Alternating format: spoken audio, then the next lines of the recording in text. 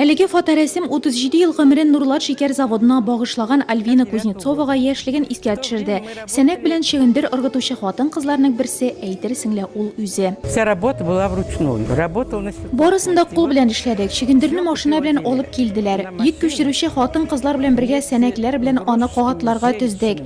Бик авыр хезмәт иде. Без ветераннар шәхсән үзем заводыбызның үсүенә шатланабыз. Ул хәзер тулысынча диярлек автоматлаштырылган. Авыр кул хезмәте юк. Бүген аның кебек дулкынланып эшләгән елларын искә төшерүчеләр күп булгандыр. Традицияләрне саклап киләчәкне төзибез дигән бәйрәм слоганы Нурлат шикәр заводы тарихына бик туры килә. Коллективы исә зур ихтирам казана дип башлады сүзен чара кунагы район башлыгы урынбасары. Несмотря на трудности, которые в нашей экономике из года в год происходили и происходят, сахарный завод как организация, как производственный комплекс сохранился. Нужно отдать должное, конечно, коллективу, в первую очередь, сахарного завода, что смогли сохранить. И хотелось бы, чтобы, конечно, в последующем был эффект достигнут, и наш сахарный завод оставался на переднем плане и успехами своими, и производством, и достижениями.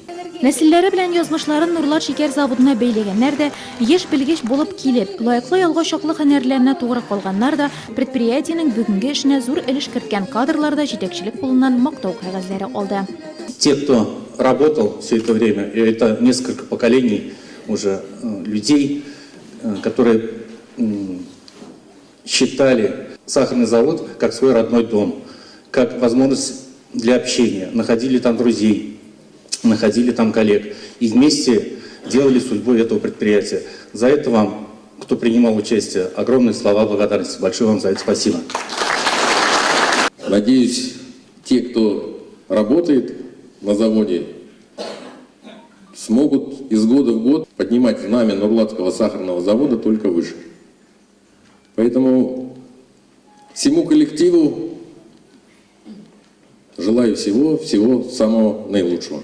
Бүгенге 6 дистәлек юбилейын предприятие яхшы күрсәткечләр белән каршылый. Быелгы сезонда 170 мең тонна шикәр чигендере эшкәртелеп, 28 мең тонна шикәр камы җитештерелгән. Булар барысы да җитәкчелекнең дөрес стратегиясе һәм коллектив тырышлыгы нәтиҗәсе. Шуңа да бәйрәмдә кайберәүләр күкрәген мактау билгеләре бизәде.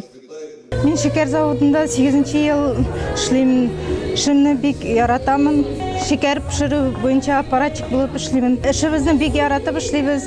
Эшебез хәзер җиңелләште. Күп нәрсәләрне автомат рәвешендә эшлибез. Бик зур рәхмәт шулай хезмәтебезне югары бәяләгән өчен. Төрле елларда Нурлат шикәр заводын җитәкләгән директорлар да чарада сүз алды. Республикадагы тагы 2 предприятиенең Зәй һәм Буа шикәр заводлары җитәкчеләре юбилей хөрмәтенә үз теләкләрен җиткерде.